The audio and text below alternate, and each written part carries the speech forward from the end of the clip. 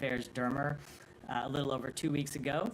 As he made clear in that letter, passage of this legislation could have implications under U.S. law and U.S. policy. That remains the case. Look, UNRWA plays a critical, important role in delivering humanitarian assistance to civilians that need it in Gaza. It's not the only role they play. They play an important role providing services to Palestinians in the West Bank and throughout the region as well. But they really play an irreplaceable role right now in Gaza, where they're on the front lines getting humanitarian assistance to the people they need it. There's nobody that can replace them right now in the middle of the crisis. So we continue to urge the government of Israel to pause the implementation of this legislation. We urge them not to pass it at all. And we will consider next steps based on what happens in the days ahead. Let me stick it up here first. Go ahead. Thank you. So an Iran and Iraq related question. Do you think holding a session in United Nations Security Council merits Iran's complaining to the UN for against Israel? And also, Iraq lodged a complaint. Do you think it's a valid complaint that Israel violated its airspace? The complaint you said from Iraq? First about Iran and then about Iraq. Yeah, I meant the second part of the question. So look, when it comes to the second part of the question, it's not something I'll speak to from here. The U.S. did not participate in this attack in any way. With respect to the first part of the question, look, our ambassador to the United Nations will speak to this at the United Nations Security Council later today. I would just make very clear that it is Iran that launched 200 ballistic missiles at Israel that put civilians in danger, that was incredibly reckless, and it threatened to really escalate this conflict beyond control. Israel had a right to respond to that attack, and it did so in a way that was proportionate, and we believe that should be the end of the matter. I'm gonna skip you let's stay in the region before we come to you, Janet. On northern Gaza, Matt, I know last week it was said the Israeli government told you guys they aren't instituting the so-called general's plan, but what is the U.S. assessment of whether Israel is intentionally carrying out a policy of starvation and displacement in northern Gaza? So I'll just say what the secretary said. He raised this directly with the prime minister and other members of the Israeli government. They said to us that they are not carrying out the so-called general's plan. I will just say that they should speak to what they're carrying out. We would clearly reject any effort to create a siege, to starve civilians, to wall northern Gaza off from the rest of Gaza. We would fundamentally reject that in every way. And we've made clear to them that we want to see humanitarian assistance make it to civilians. We want to see civilians protected. And as you know, the Secretary sent a letter to the government of Israel several weeks ago laying out a number of specific steps that we want to see them take to get humanitarian assistance to the hands of people that need it. But the U.S. does not assess that this policy is being carried out in the north right now. So you do not have your own assessment. I'm not going to make an assessment one way or the other. I'm going to tell you that the government of Israel can speak for itself about what they're trying to do. We are watching very closely. And we are making clear to them that they need to let civilians get access to humanitarian assistance. And you said there's been some progress, but not enough. What progress have you actually seen in recent weeks, given that we have seen this catastrophic humanitarian situation only deepen? So we have seen more trucks get into to Gaza. One day last week, there was something like 280 trucks that got into Gaza, which is obviously a significant expansion from the very low levels that we had been in September and earlier in October. We have seen some additional routes opened up for delivery of humanitarian assistance inside Gaza. We started to see them take some other steps when it comes to dealing with the humanitarian agencies. But they have not been enough. They haven't done all the things that we outlined in the letter. The Secretary had a very detailed conversation with several government of Israel officials last week about the kind of granular actions that letter calls for them to take. And he was very clear that we expect you to take these actions. And we're willing to engage in dialogue with you about how best to do that. And we have been engaging in dialogue with them about how best to do that, both through our embassy and through Lise Grande, our special representative, and we'll continue to do that. But the bottom line ultimately is results, and we need to see better results than we see today. And then last question, do you have any specific comment on the Israeli military operations in the Kamal Adwan hospital that we saw over the weekend? I don't. I've seen the reports. Obviously, we want to see hospitals protected, but we do continue to see, without respect to this specific hospital, because I don't have an assessment to offer, we do continue to see Hamas hiding in civilian infrastructure, which is also something that's unacceptable. Yeah.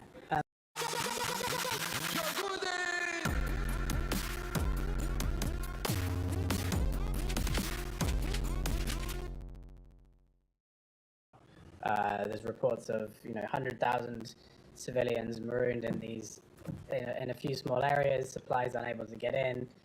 I'm not sure if they can get out, but a lot of people probably don't want to leave their homes because they're worried about not being able to go back in. So what do you need to see to be able to say one way or the other whether the U.S. supports the conduct of this operation? No, well, I will tell you quite clearly, right now what we're seeing is humanitarian assistance not getting in to the people in Jabalia who need it, and we don't accept that.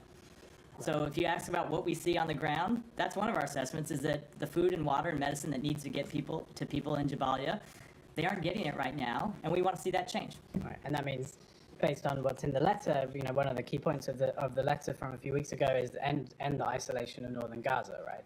So what you seem to be saying right now is, as of now, which is, we're a couple of weeks into a 30-day deadline, Israel is not meeting the U.S. conditions that were set out in that letter. So without getting into any one of the conditions, obviously at this point they're not meeting all of the conditions of the letter. We made clear there were some things that needed to change immediately, other things that would take more time. They have not fully implemented all of the changes that we called for in that letter, and we're going to wait until before we offer a final assessment, we're going to wait till the expiration of the 30 days. It's obviously fair to do that, but we want to see them continue to make changes along the way. And I know you've been asked this before, but so if it does turn out that they haven't met these conditions, which it's not just this kind of passive element of there being bureaucratic hurdles, aid not getting in. This is an active operation that's taking place that's causing the conditions that you're talking about. What is the leverage here? What is the threat? So the letter mentioned that there are various U.S. laws and policies that are implicated by a failure to allow humanitarian assistance to get people who need it, and I think I'll leave it at that. Yeah, Hiba, go ahead. Yes, ma'am.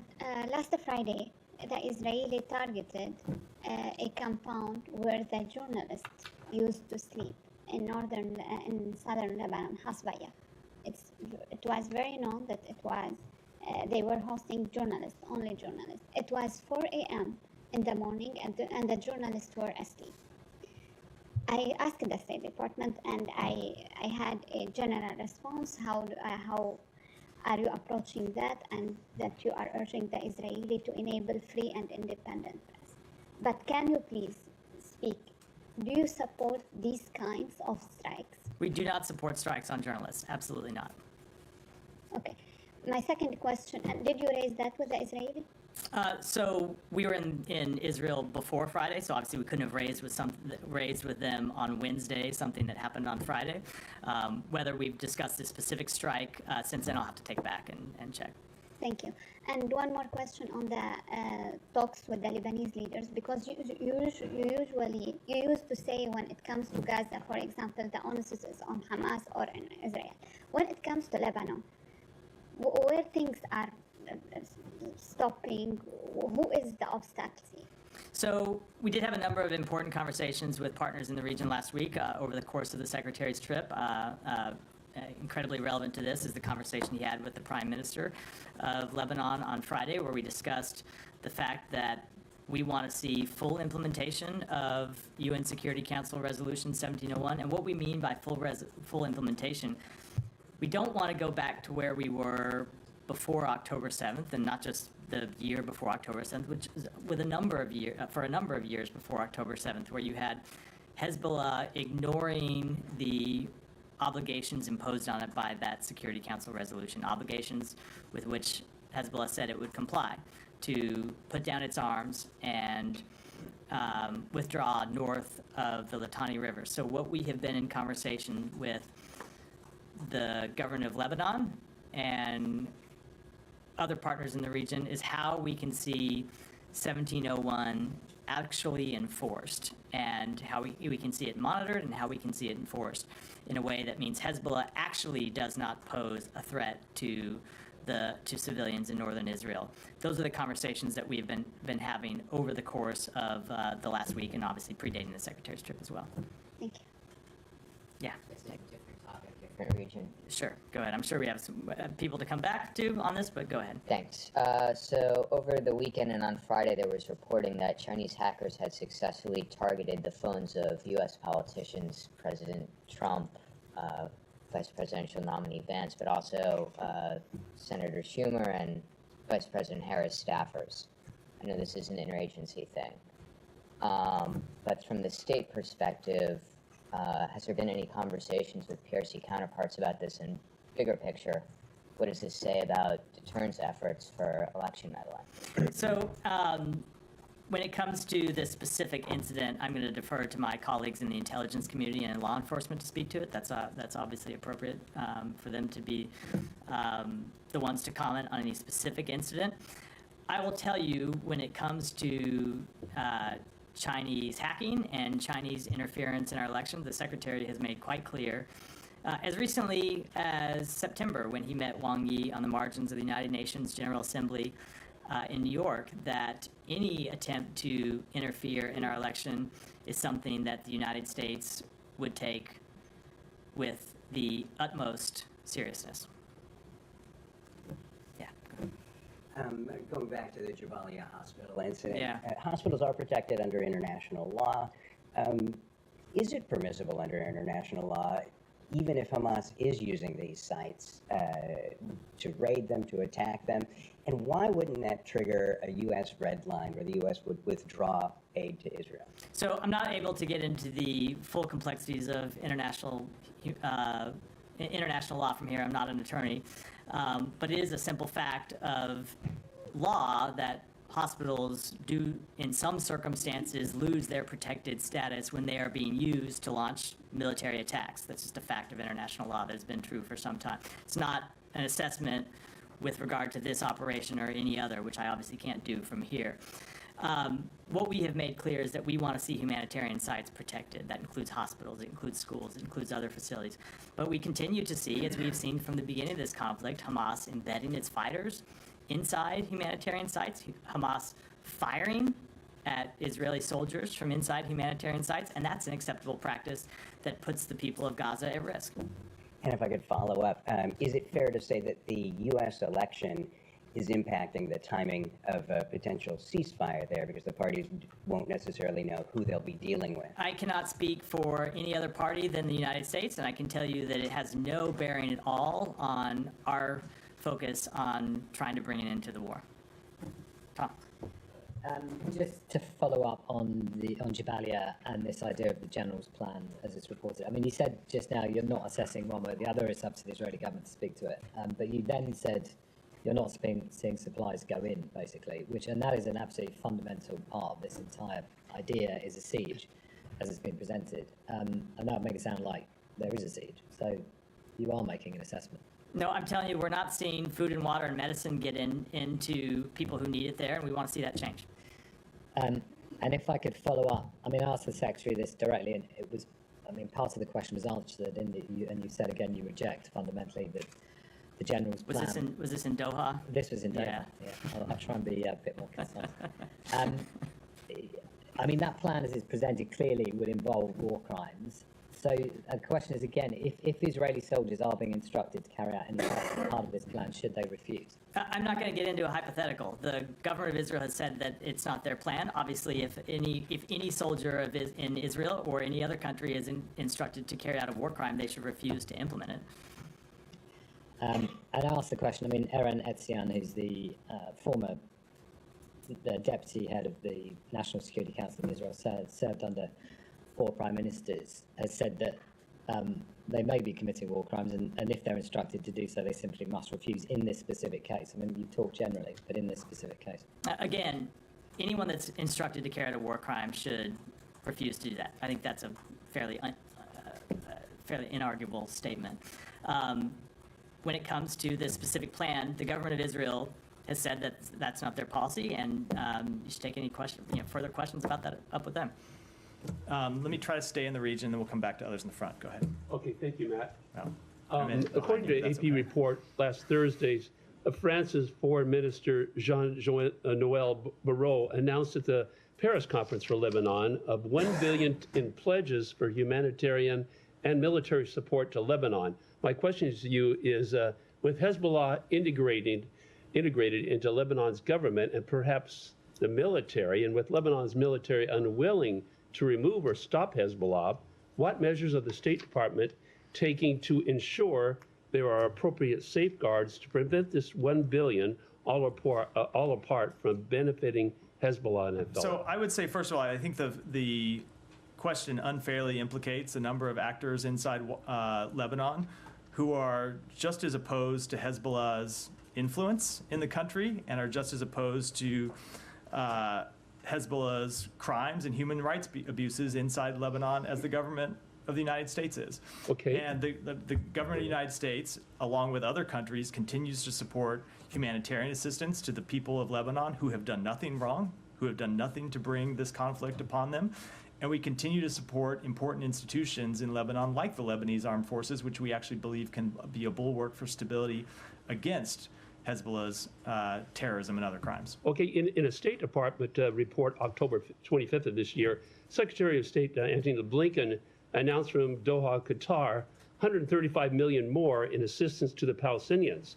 My question to you is, in light of concerns that this money may be misappropriated for terrorism, what exactly will this money be used for while Hamas is unchecked by the Palestinian Authority in Judea and Samaria? And why isn't the State Department demanding Abbas forces arrest and disarm Hamas, especially Palestinian Islamic Jihad and his own pay-to-slay program? So let me just take the first part of the question. The money that the Secretary announced is being spent through the World Health Organization and through UNICEF, an organization that exists to provide humanitarian assistance to children. So the suggestion that money spent through the World Health Organization and UNICEF is somehow being used to further terrorism, I think is belied by decades of history. Okay, why isn't the State Department demanding Abbas's Let me just move on to one more. Go ahead, behind you. Going back to this proposed bill to ban UNRWA, what do you think about this whole direction of this whole Israel versus UN situation going, like Israel attacking UNIFIL in Lebanon, Israel discussing to ban UNRWA in Gaza, and also Israel, and also Israeli Foreign Minister multiple times criticizing UN Secretary General for asking ceasefire or uninterrupted humanitarian aid flowing into Gaza, which is repeatedly asked by US as well. Look, I think is not one that's productive and is not one that serves the citizens of Israel well. It certainly doesn't serve the Palestinian people well. And so in a number of different contexts, we have urged the government of Israel to work more cooperatively with the United Nations, particularly to work more cooperatively with the United Nations humanitarian organizations that are delivering humanitarian assistance to people inside Gaza, and we'll continue to make that clear to them that ought to be the case. I don't know, is that something that you would confirm to us, but U.S. ambassador to Israel, there were reports about that he was being in touch with Israeli opposition leaders about this legislation not to move forward, so that Israeli MPs who were actually backing that bill kind of felt under pressure by so-called U.S. interference. So I'm not going to speak to particular conversations with the government of Israel, but we made quite clear in a letter from the Secretary from himself and from this podium that we are opposed to the implementation of that legislation, and that there could be consequences under U.S. law and U.S. policy for the implementation of that legislation. So I don't think we could have been any more clear about our position when it comes to this bill. Thank you. All right, Jan, go ahead. On Russia and North Korea, the Russian Ministry of Foreign Affairs warned that there would be a miserable price to pay if South Korea provide weapons to Ukraine and interfered with the dispatch of North Korean troops. Meanwhile, North Korean Kim Yo-jong threatened that if the U.S. and South Korea joint military exercises put pressure on them, an uncontrollable situation would arise on the Korean Peninsula, and that the U.S. would be responsible for it. How will you react to it? I would say that, as usual, Russia should stop making provocative statements against its neighbors and others in the region. One more, the Russian House of Representatives ratified Russia and North Korea Comprehensive Strategic Partnership Treaty. This treaty allows mutual military assistance between Russia and North Korea. How do you assess the legitimacy of military cooperation between North Korea and Russia in the future? We continue to be greatly concerned about the growing security partnership between Russia Do you and North have Korea. anything upgrade about the information on the North Korean troops? 5,000 troops headed to a cruise. So we believe that we believe that North Korea has sent around 10,000 total soldiers to train in eastern Russia. That will probably augment Russian forces near Ukraine over the past several weeks. We have already seen a portion of those soldiers move closer to Ukraine, and we are increasingly concerned that Russia intends to use these soldiers in combat or to support combat operations against Ukrainian forces in Kursk, near the border with Ukraine. How close have they moved? I don't have any further assessment to offer from here today. As you know, when Okay, well, I mean, As it's just Bob- that, you know, Russia is a pretty large land area. indeed. So moving from Vladivostok, you know, to Yekaterinburg is not necessarily getting close to Ukraine. It is closer to As you the know, west of Russia. But when we declassify intelligence information and make it public, we oftentimes are extremely limited in what we can say about that declassification, and that's the assessment I can offer today. But we are watching it very closely, and when we see further movements and have further updates to offer, All right, we will well, certainly make those public. but they're not in Kursk. I don't have any further assessment to offer today. All right, well, can you be at least, like, are they halfway there? I'm not going to do a percentage, Matt. Sorry. Well, I mean, a mile, are they a mile away from where they started? a good Or bit, are they a good further? bit more than a mile. All right. Yeah. Sorry, Nike, go ahead. Just to clarify, you mentioned 10,000 troops. Are they in Kursk or the Kursk region or in other region? And then is that your U.S. assessment that those North Korean troops were deployed to fight for Russia's war in Ukraine and not just for training purposes? So I don't have anything further to say than what I said a minute ago. We have seen 10,000 troops move to eastern Ukraine. Some portion of those 10,000, I'm sorry, excuse me, thank you for the correction. We have seen around 10,000 total North Korean troops move to eastern Russia. We have, over the last few days, seen a portion of those 10,000 groups move west closer to Ukraine, nearer to Ukraine. In terms of an assessment, we're concerned that they intend to use them to fight or to support combat operations against Ukrainian forces in Kursk. And can you talk about the consultation and coordination with your South Korean counterparts, and what will be the high agendas on the 2+2 meetings on Thursday? So obviously we have a number of matters we want to talk about with our South Korean counterparts when their foreign minister and their defense minister are here. North Korea's expanding relationship with Russia, including this deployment of troops to Russia, will be one of the things, as will a variety of other provocative actions by North Korea over the past few months, as well as our broader commitment to to Indo-Pacific security. And we'll obviously have more to say as we get closer and at the conclusion of that ministerial.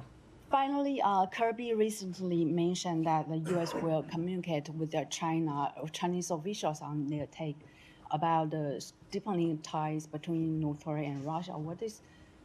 Do you have any diplomatic communication between U.S. and China on this matter? Yeah, and what we is have. the take? We have communicated with the PRC about this matter to make clear that we are concerned about it and that they ought to be concerned about this destabilizing action by two of its neighbors, Russia and North Korea. I'll let them speak for themselves, but we have been making clear to China for some time that they have an influential voice in the region, and they should be concerned about steps that Russia has taken to undermine stability. They should be concerned about steps that North Korea has taken to undermine stability and security, and we'll continue to make that clear to them. Yeah, Alex. On this topic, you finally came to the conclusion where Ukraine has been 2 weeks ago. Does it require any joint action?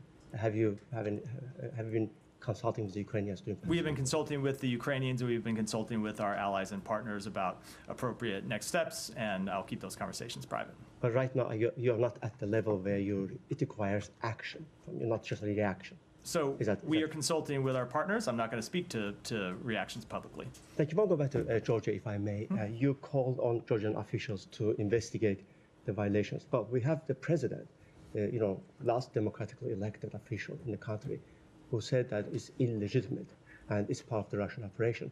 Is there any reason to why this is not reflected in your and the Secretary's statement yesterday? So we made clear that we want to see an investigation. And to be clear, Alex, I didn't specify that in my statement that it should be Georgian officials that should conduct that investigation. We are consulting with our European partners about what an appropriate body to conduct such an investigation might be. Like you don't expect GED, which actually is, accused to be rigged the elections. You don't expect them to investigate. You just heard my answer to this question, Alex, which is we are consulting with our partners about what an appropriate other body to conduct such an investigation might be. And are you considering any punitive action? I'm not going to get beyond what I said in my opening statement, which is always Georgia's actions will determine our responses. We have had our relationship with Georgia under review for some months now. You have seen us already suspend $95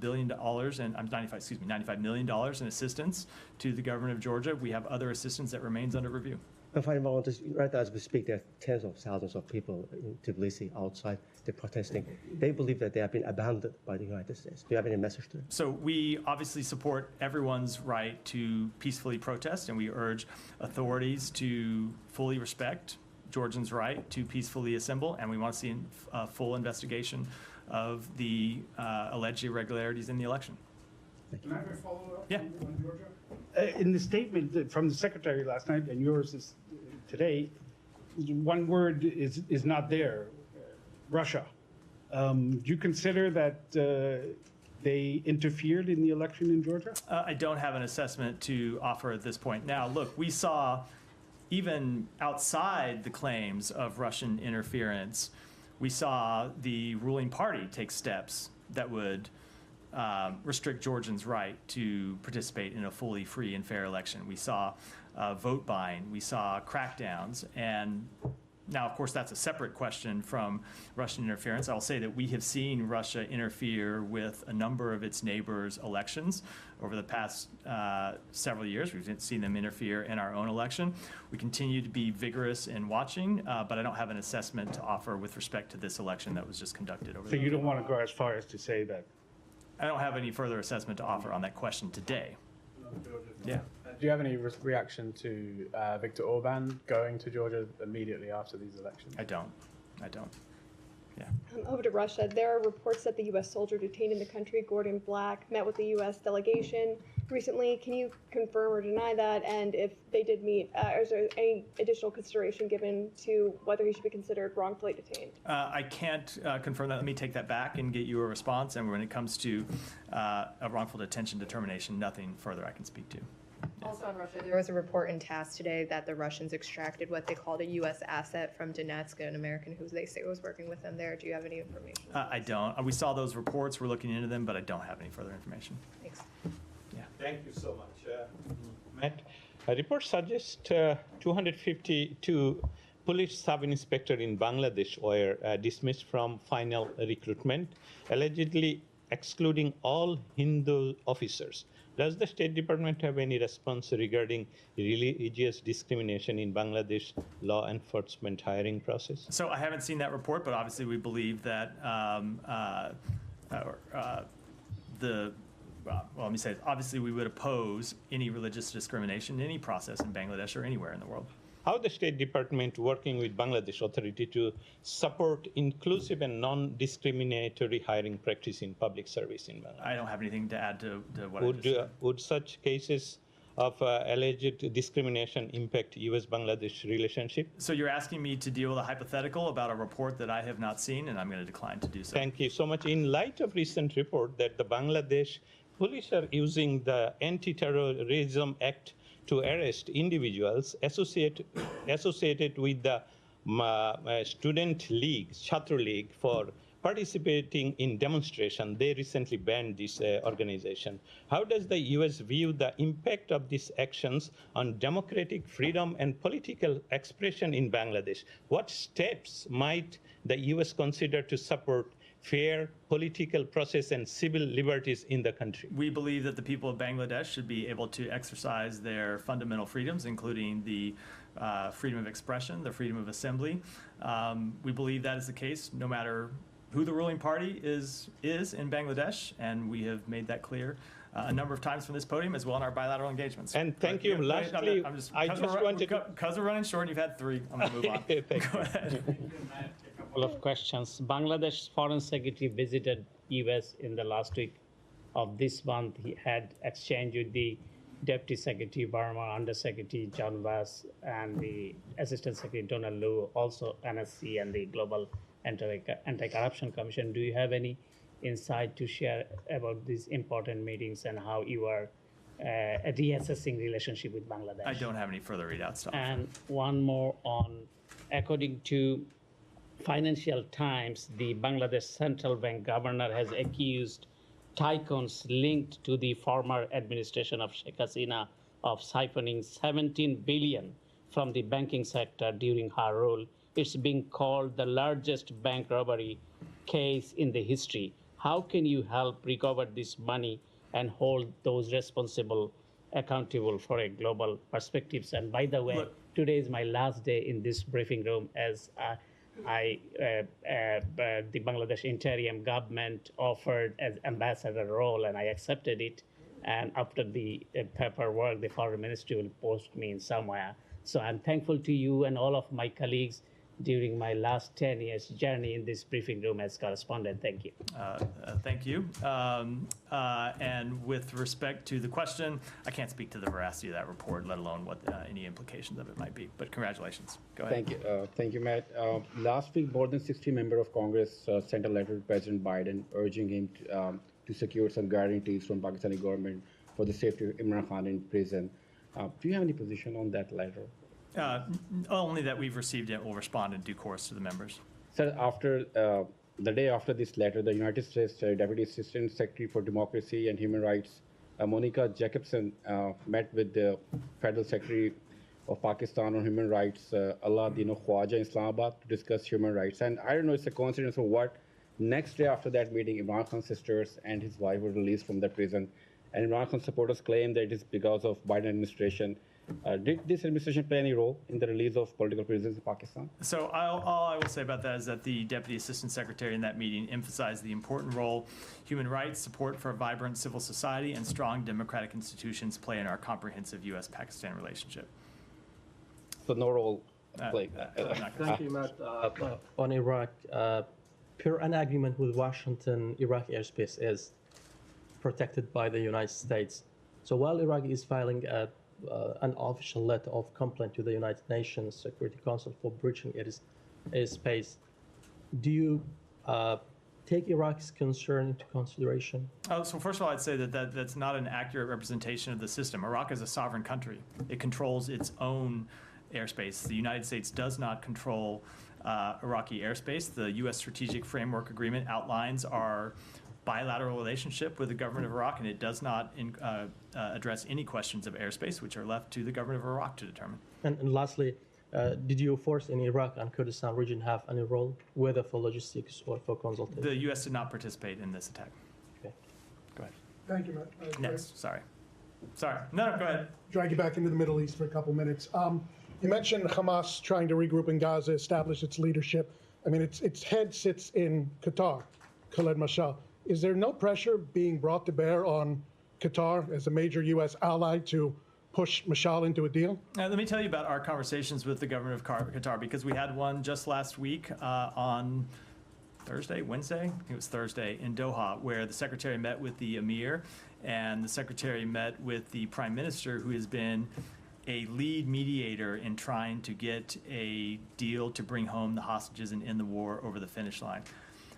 What we have seen from the government of Qatar since the immediate aftermath of October 7th is an intense focus on doing everything it can to reach an agreement that would get the hostages home and ultimately end the war. And they continue to stay incredibly focused on that. And the prime minister especially has spent hours and hours and hours, tireless efforts, trying to get that deal over the line. And we appreciate them continuing to do that. They have a channel with Hamas that is productive for trying to reach this agreement. Fact is, it's Hamas that holds the hostages, and so it's Hamas with whom they have to negotiate.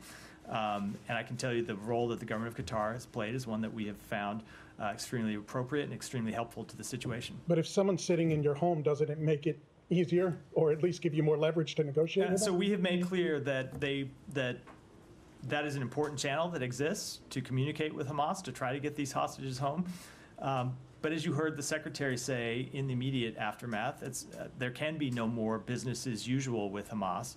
But it is important that this channel continue to exist because we have hostages, including American hostages, 7 American hostages who remain in Gaza that we want to try to get home. Last question on UNRWA. I'm just trying to gain some clarity. The Biden administration, when it learned of the allegations against the UNRWA staffers, cut off funding. It never resumed it. It may have, you can maybe clarify that, but it never did. Then Congress, by huge bipartisan margin, cut off funding through at least March of next year.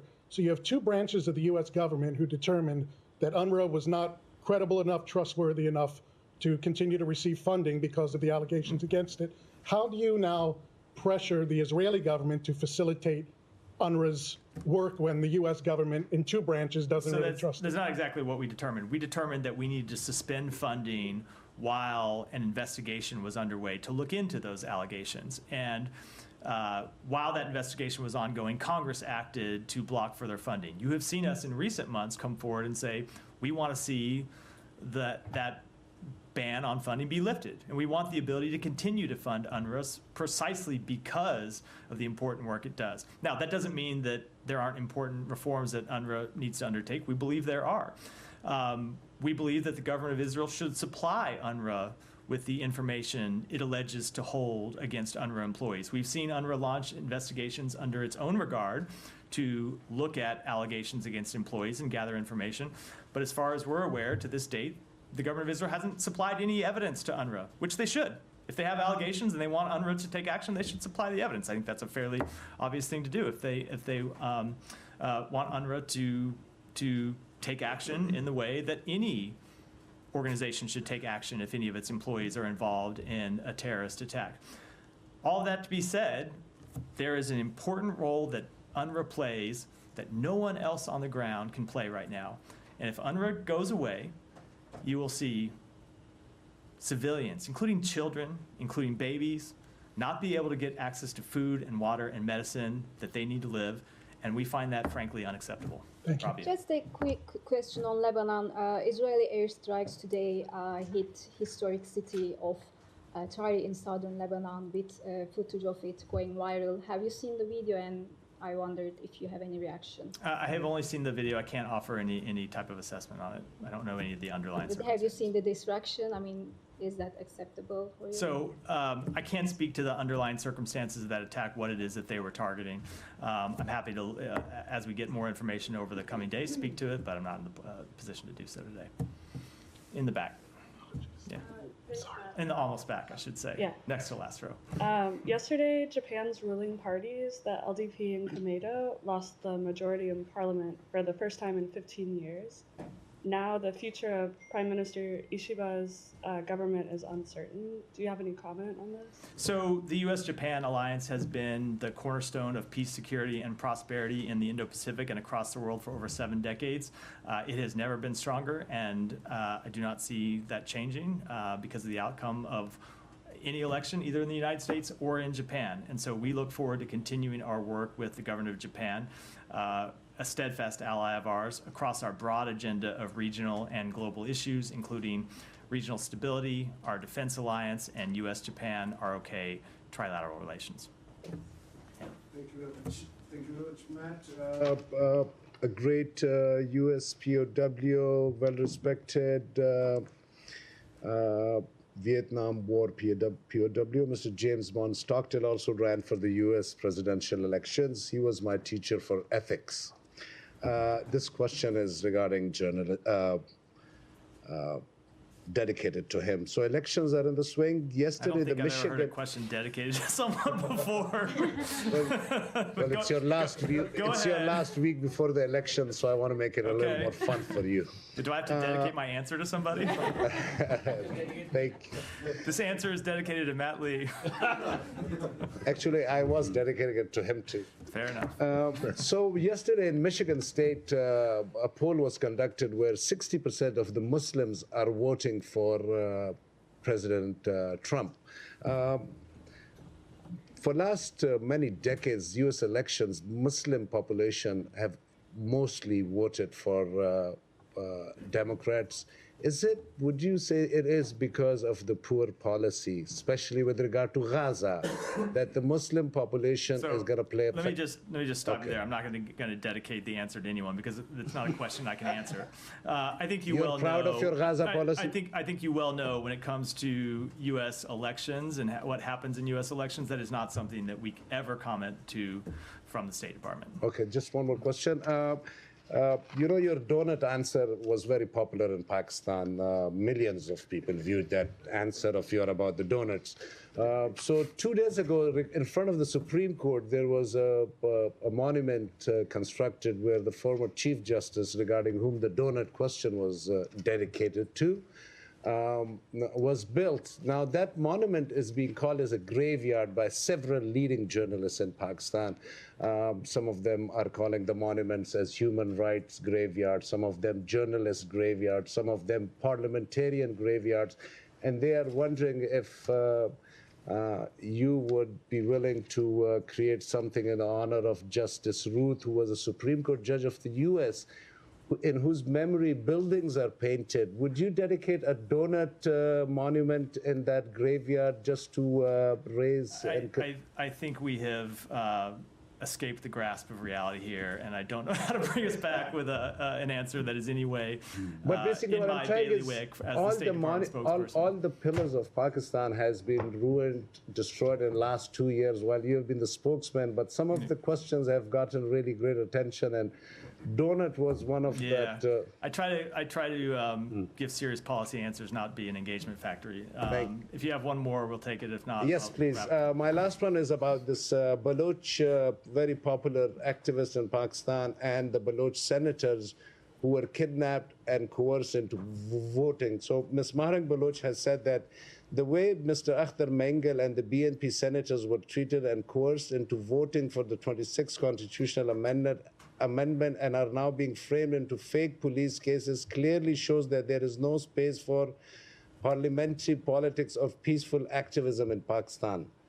Just if you could say anything about that. So we want to see democracy upheld in Pakistan, including everyone's fundamental right to participate in democracy and exercise their fundamental human freedoms. With that, I got one more. Yeah. Tomorrow, as you may know, is the annual vote in the UN General Assembly condemning the U.S. embargo on Cuba. You were aware of that? I was not tracking this on my bingo card, so go right ahead. I'm just wondering how the U.S. is going to vote this year.